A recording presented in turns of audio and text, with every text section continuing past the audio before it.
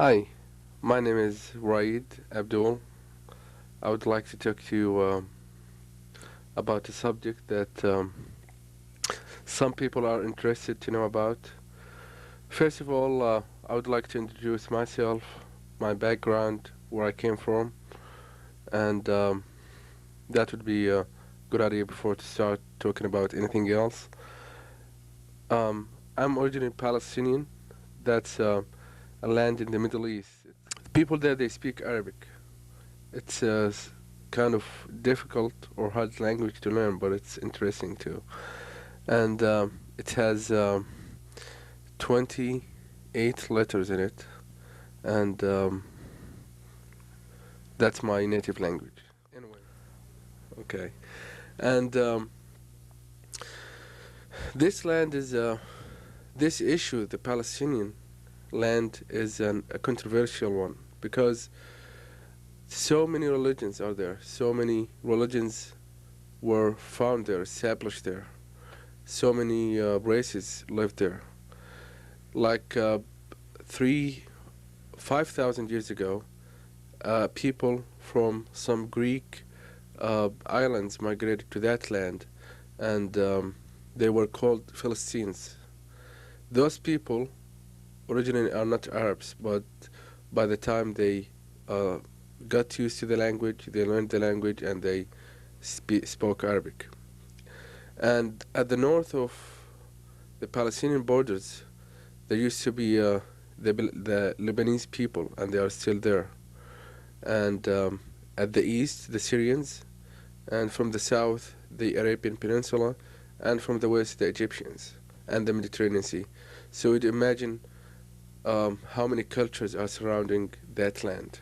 It's the European, the Arabian, and the Egyptian, and even the Mesopotamian culture, the Iraqi culture now.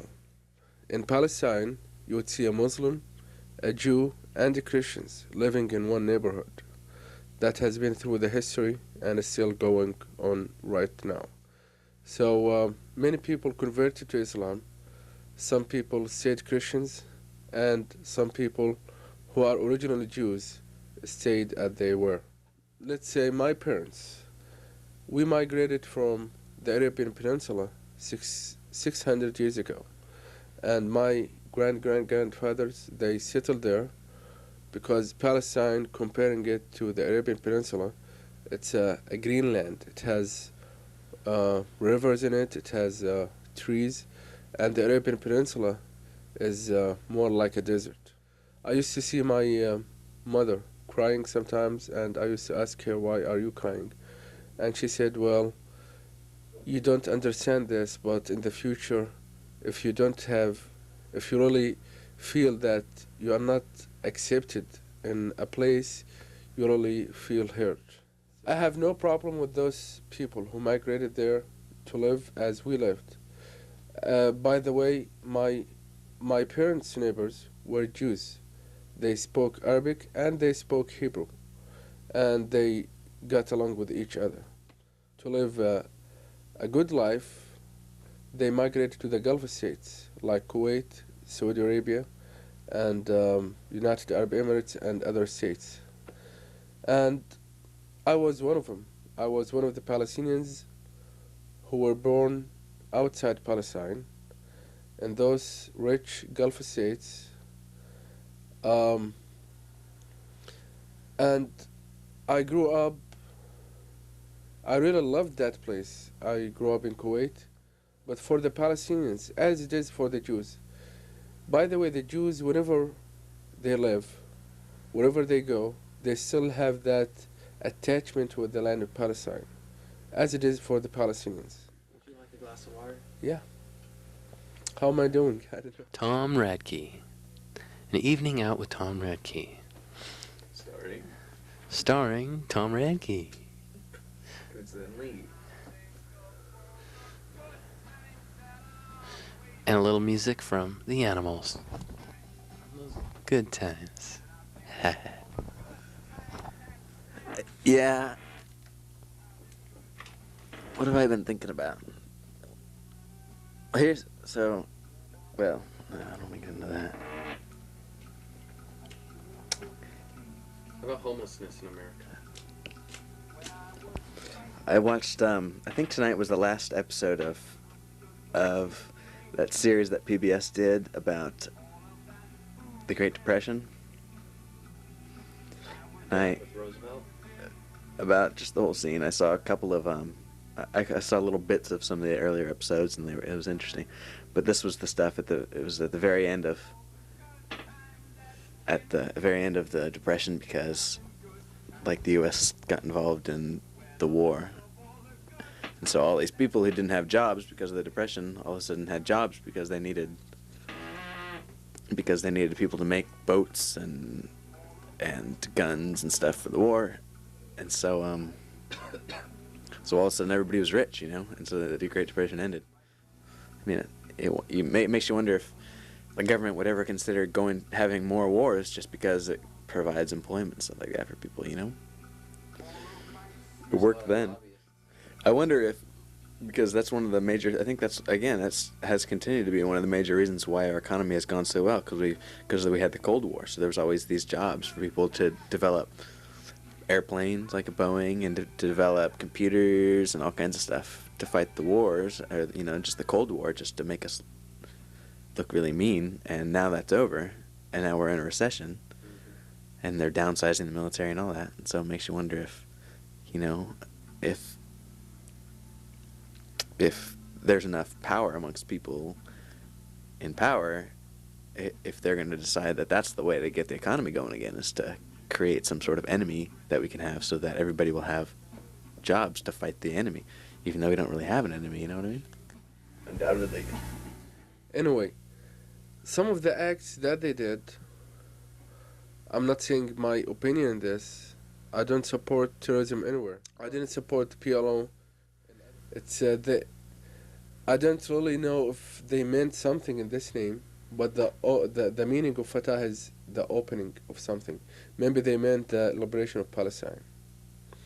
Anyway, this faction considered to the Western powers and to some Middle Eastern government as the moderate one.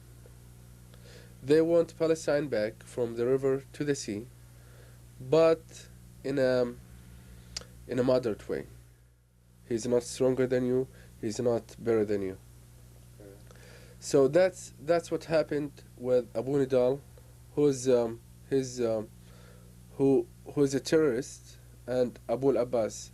Those are the people really who, when you hear the media that there is the news that there is a hijacking or something going on in the Middle East, it was by Abu Nidal or Abu al-Abbas. I have two questions. Okay. Now, the Jews must think that there's a reason that they should be in Palestine. I'd like to know what that reason is. And you said there's 5 million Jews and 4 million Palestinians, Right. in Palestine. In Palestine. So why not a neutral split? Okay. First of all, the first question, Yeah. why there should be a reason they are claiming Palestine. Yeah.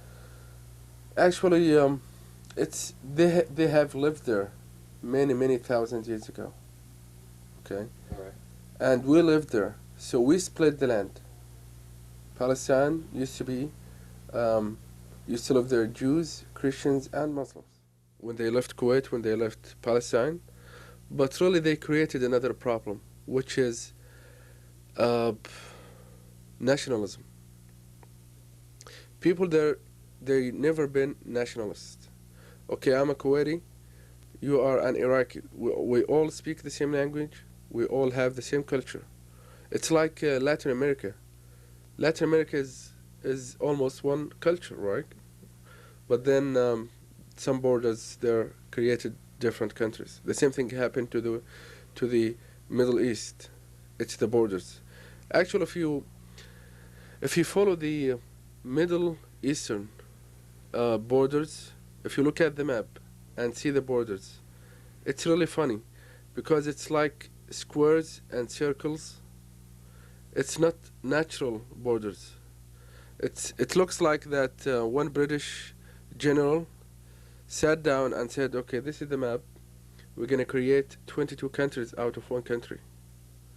And imagine what will happen next. It's like dividing the state of Washington into five countries or five states.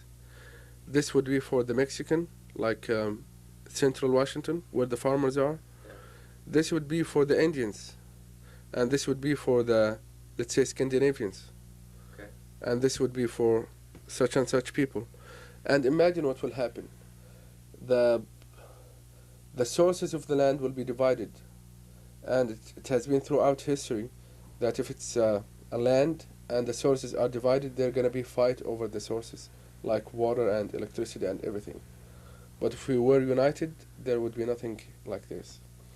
Anyway, so this was the British policy, to create borders and neutral zones between the countries, so that someday they will fight between each other and they will call our support. They want our support so that we will intervene again. So they will live ever dependent on the power to come and support them. And that's what happened to Kuwait. In 1963, when the British left Kuwait, the Iraqis claimed Kuwait back. And the British government intervened there and they took Kuwait back. And the same thing happened now. In 1990, before the invasion of Kuwait by Iraq, there used to be 500,000 Palestinians. And 500,000 of 7 million Palestinians, that's a big portion of the population. Yeah. And because they were here for at least 50 years, they were the teachers, the doctors, the engineers, controlling everything. They never experienced losing a homeland until the invasion of Iraq. And some of the Kuwaitis that I know, who never felt emotional about that issue, the Palestinian issue, they felt it when that invasion happened because they lost Kuwait, right? Mm-hmm. So they felt. One of them came to me. He said, "I feel what you feel now. I don't have a homeland." I think it's the way that the Westerners look at the Arabs. That they never been friends. Who was the mediator between the Afghanistan and the United States? It was the Saudis, Saudi Arabia. Saudi Arabia is known in that part of the world as the leader of the Islamic world, because they have the holiest shrines there of Islam. So whatever they say, it's accepted as, it's like the Vatican. So we're gonna get rid of Hussein starting today. Yeah, hopefully. Yeah, who Actually- is this guy? Actually, some of the Iraqis who fled Iraq because of the war, Mhm. they are here in the United States now. The government of the United States accepted 10,000 refugees. I'm Palestinian, but I have a Jordanian passport, so I want to talk about Jordan. King Hussein has been there since 1953, and that's 40 years. So they said, okay, we have no powerful supporters. Nobody will help us, so we have to do something about it. And that was the beginning of the Intifada. And the world's attention was to the Iraqi-Irani war, and they forgot about what's going on in Palestine. So the Palestinians said, okay, we have no supporters, we have to deliver a message to the world. And that was the uprising. And that uprising started in December 1987.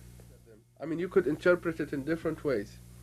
You could convince people, if you have the power of the media, you have convinced people of whatever idea you have. But the picture would be the same. It's how you would interpret it to people.